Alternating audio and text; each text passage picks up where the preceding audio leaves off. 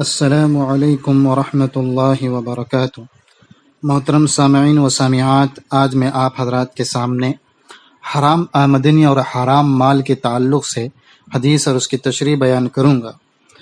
آپ صلی اللہ علیہ وسلم کا ارشاد ہے کہ انہوں نے اس طرح یہ الفاظ فرمائے، مسند احمد کی روایت ہے کہ من اشتری ثوبا بعشرة دراہم، جو انسان ایک کپڑا 10 درہم سے خریدے، وفیہ درہم حرام، اور اس میں 1 درہم حرام کا ہو، لم يقبل اللہ له صلاة ما دام علیہ، تو اللہ تعالیٰ جب تک وہ کپڑا اس کے پاس رہتا ہے اس کی نماز قبول نہیں ہوگی، نہیں قبول کرے گا۔ تو معلوم یہ ہوا اس حدیث سے کہ حرام کمانا اور حرام مال کا استعمال کرنا یہ اللہ کے نزدیک بہت زیادہ ناپسندیدہ ہے، بلکہ اس حدیث سے یہ بات واضح ہوتی ہے کہ اس انسان کی نماز بھی قبول نہیں ہوتی۔ اس حدیث سے ایک بات یہ بھی واضح ہوتی ہے کہ انسان 100 روپے میں سے 99 روپے 99 روپے اچھے حلال کمائی سے کمائے، لیکن اس پہ 1 روپیہ حرام کا ملا کر کے کوئی چیز خریدے، تب بھی وہ پوری چیز اس کے لیے وبال جان بنتی ہے اور اس کے نمازوں کو قبول نہ ہونے کا ذریعہ بنتی ہے۔ اسی لیے رسول اللہ صلی اللہ علیہ وسلم نے اپنی امت کو حرام کمانے سے اور حرام مال کھانے سے بار بار تاکید فرمائی ہے، اور اس سے جو سخت وعیدیں بیان فرمائی ہیں وہ بھی اللہ تعالیٰ نے قرآن مجید میں بھی اور اللہ کے رسول نے بھی بیان فرمائی۔ سورہ بقرہ میں اللہ تعالیٰ کا ارشاد ہے، ترجمہ یہ ہے اس کا، آپس میں ایک دوسرے کا مال ناحق طریقے سے مت کھاؤ، اور ان کے جھوٹے مقدمے کو حاکموں کے پاس اس غرض سے مت لے جاؤ کہ اس کے ذریعے لوگوں کے مال کا کوئی حصہ گناہ کے طریقے پر کھا جاؤ، جبکہ تم کو اپنے جھوٹ اور ظلم کا علم بھی ہو۔ اللہ تعالیٰ نے اس آیت میں یعنی سورہ بقرہ کے 188 نمبر والی آیت میں فرمایا کہ تم حرام طریقے سے ایک دوسرے کا مال مت کھاؤ۔ حرام اللہ تعالیٰ کو ناپسند ہے، بالکل اللہ تعالیٰ حرام کو ناپسند کرتا ہے۔ اور دوسری جگہ اللہ تعالیٰ نے فرمایا کہ حرام کا کھانا یہ گویا کہ جہنم کے انگارے کو اور جہنم اپنے پیٹ کو جہنم کے آگ سے بھرنے کے مانند ہے۔ اللہ کا سورہ نساء میں ارشاد ہے، یقین رکھو کہ جو لوگ یتیموں کا مال ناحق کھاتے ہیں وہ اپنے پیٹ میں آگ بھر رہے ہیں اور انہیں جلد ہی ایک دہکتی ہوئی آگ میں داخل ہونا پڑے گا۔ گویا اللہ تعالیٰ نے یتیم کا مال کھانا گویا کہ وہ یتیم کا مال ہوتا ہے، اس کا گویا مال کھایا جو شخص تو وہ حرام مال کھاتا ہے، اور حرام مال کھانا گویا کہ انسان اپنے پیٹ میں جہنم کی آگ کو ڈال رہا ہے۔ اور مزید ہے کہ اللہ تعالیٰ نے اس کے بارے میں کہا، وہ عنقریب وہ جلد از جلد دہکتی ہوئی آگ میں یعنی جہنم میں پھینکا جائے گا۔ میرے عزیز بھائیوں، ہمیں حرام مال سے بہت اجتناب کرنا چاہیے۔ ہم کتنی نمازیں پڑھتے ہیں، کتنا اذکار کرتے ہیں، کتنی دعائیں کرتے ہیں، لیکن اگر زندگی کا محاسبہ کیا جائے تو ہماری زندگی میں سود ہے، ہماری زندگی میں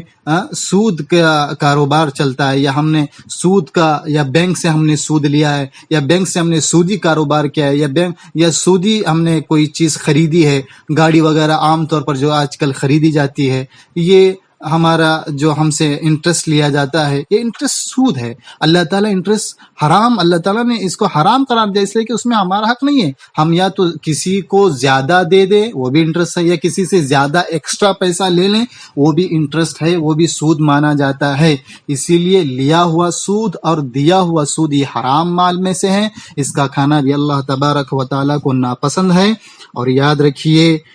حرام مال کا ایک لقمہ اور حرام مال سے پیا گیا ایک پانی کا قطرہ اس کا وبال جان بھی ہے، اور سب سے خطرناک دنیا میں نقصان یہ کہ اس کے ایسے شخص کی ایک نماز بھی قبول نہیں ہوتی اور اسے اس کی دعائیں بھی قبول نہیں ہوتی۔ اللہ کے رسول صلی اللہ علیہ وسلم کی ایک بڑی چوڑی حدیث ہے، حضرت سعد بن ابی وقاص رضی اللہ تعالیٰ عنہ نے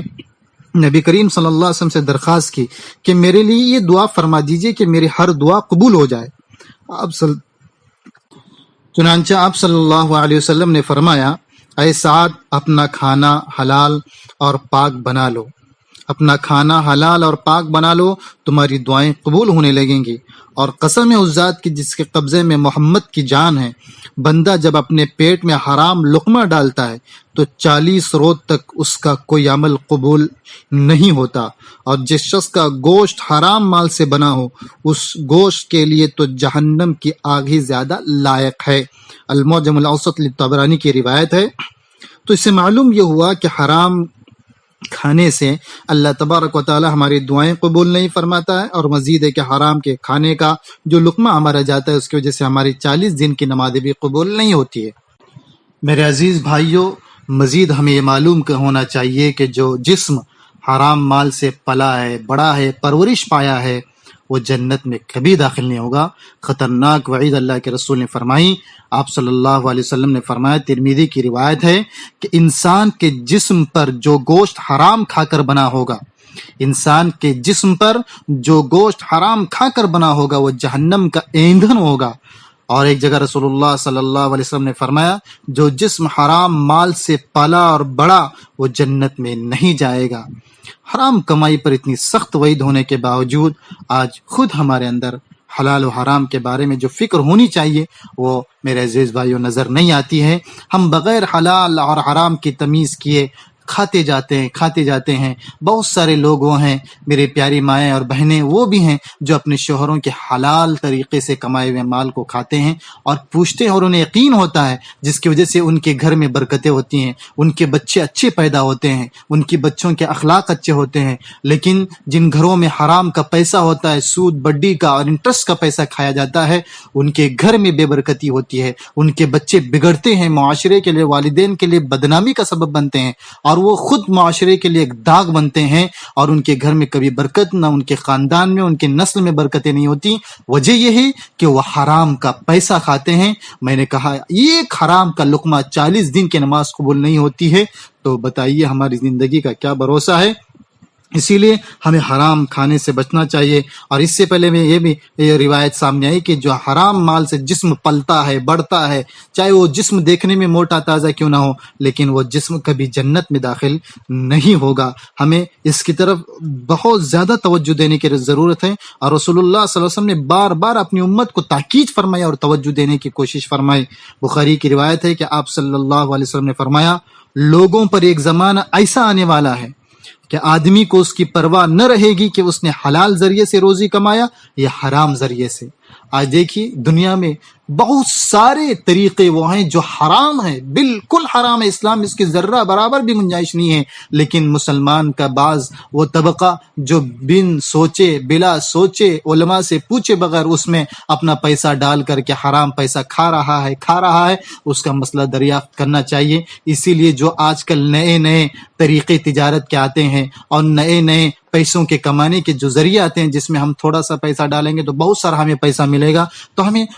ان تجارتوں کے بارے میں علماء سے پوچھنا چاہیے۔ علماء سے پوچھیں کہ یہ میں جو کام کرنے جا رہا ہوں، جس میں میں پیسہ ڈال رہا ہوں، یہ حلال تجارت ہے یا حرام تجارت ہے۔ اس کو پوچھ کر کے ہم تجارت کریں، انشاءاللہ اگر پوچھ کر کے کریں گے تو اس میں اللہ کی طرف سے برکت ہوگی۔ ورنہ یاد رکھیے صحابہ کی زندگی ہمارے لیے آئیڈیل اور نمونہ ہے، حضور کی بھی زندگی ہمارے لیے آئیڈیل اور نمونہ ہے کہ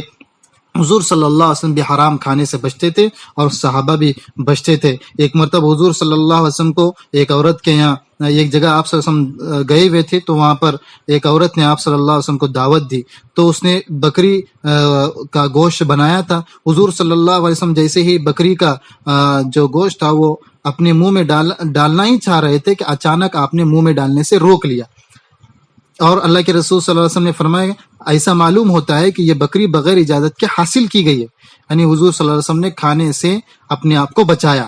تو اس سے تفصیل پوچھی اس عورت سے، تو اس عورت نے کہا کہ جی ہاں ہمارے پڑوسی کے یہاں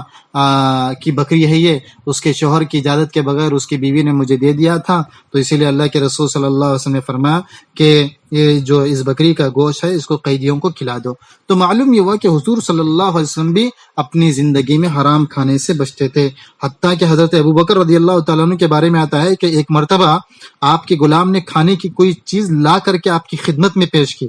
آپ نے اس میں سے کچھ کھا بھی لیا، اس کے بعد اس غلام نے بتایا کہ یہ چیز مجھے اس طرح حاصل ہوئی تھی کہ ایک مرتبہ زمانے جاہلیت میں آدمی کو دھوکہ دیا تھا، اور اس کو کچھ غیب کی باتیں میں نے بتائی تھیں اور وہ بہت خوش ہو گیا تھا. آج وہ آدمی مجھے ملا اور اس نے مجھے انعام کے طور پر یہ چیز دی. یہ سن کر حضرت ابوبکر رضی اللہ تعالیٰ عنہ نے منہ میں انگلی ڈال کر قے کر دی اور سارا کھانا باہر نکال دیا. یہ ہے صحابہ کا احتیاطی تدابیر کہ وہ حرام کھانے سے بھی پرہیز کرتے تھے. اگر کہیں نہ کہیں خدا نہ خواستہ اگر بنا معلوم ان کے پیٹ میں کوئی لقمہ جاتا تھا تو اس کو قے کر کے نکال دیتے تھے. تو ہمیں معلوم ہونا چاہیے کہ حرام کا لقمہ جانا اور حرام کی آمدنی اور حرام کا پیسہ، اس سے اللہ تعالیٰ بہت سخت ناراض ہوتا ہے. اور یاد رکھیے بہت سارے بعض وہ لوگ ہیں نعوذ باللہ ہمارے معاشرے اور سوسائٹی میں جو حرام پیسہ، انٹرسٹ کا پیسہ صدقے کے نام پر دیتے ہیں. آپ کے رسول اللہ صلی اللہ علیہ وسلم کی وہ حدیث میں آپ کے سامنے پڑھ کر کے سناؤں گا. رسول اللہ صلی اللہ علیہ وسلم نے فرمایا کہ اگر کوئی شخص ناجائز طریقے سے حرام مال کمائے اور اس میں سے اللہ کے لیے صدقہ کر دے تو اس کا صدقہ قبول نہیں ہوتا ہے اور اس میں برکت بھی نہیں ہوتی ہے. اور حرام مال کو جو اپنے پیچھے وارثوں کے لیے چھوڑتا ہے تو اس کے لیے جہنم کا توشہ ہی ہوتا ہے. یہ مسند احمد کی روایت ہے کہ جو انسان، اللہ کے رسول کے کہنے کا مطلب یہ ہے کہ جو انسان حرام مال کماتا ہے، ناجائز طریقے سے پیسہ کماتا ہے، اللہ کے راہ میں صدقہ کرتا ہے تو اس کا صدقہ قبول ہی نہیں ہوتا، اس لیے کہ وہ حرام پیسہ ہے. اور حرام پیسے کے یہاں کوئی قبولیت اللہ کے نزدیک نہیں ہوتی ہے اور اس میں برکت بھی نہیں ہوتی ہے. اور یاد رکھیے حرام مال کو جو انسان اپنے پیچھے چھوڑ جاتا ہے، اپنے بچوں کو دے کر کے جاتا ہے، وہی کاروبار حرام پیسے سے کرتا ہے لیکن بچوں کو معلوم نہیں ہوتا ہے. لیکن یاد رکھیے وہ پیسہ جہنم کا توشہ ہوتا ہے. قبر میں جانے کے بعد وہ آگ کا انگارہ بن کر کے اسے سزا کے طور پر دیا جائے گا. ہمیں اس سے بہت بچنے کی ضرورت ہے. آئیے اللہ تعالیٰ سے دعا ہے کہ اللہ تعالیٰ ہمیں حرام آمدنی سے، حرام کمائی سے، حرام مال سے اور حرام چیزوں سے بچنے کی توفیق عطا فرمائے. اللہ مجھے اور آپ کو کہیں بھی باتوں پر سننے سے زیادہ عمل کرنے کی توفیق عطا فرمائے. وآخر دعوانا ان الحمد للہ رب العالمین.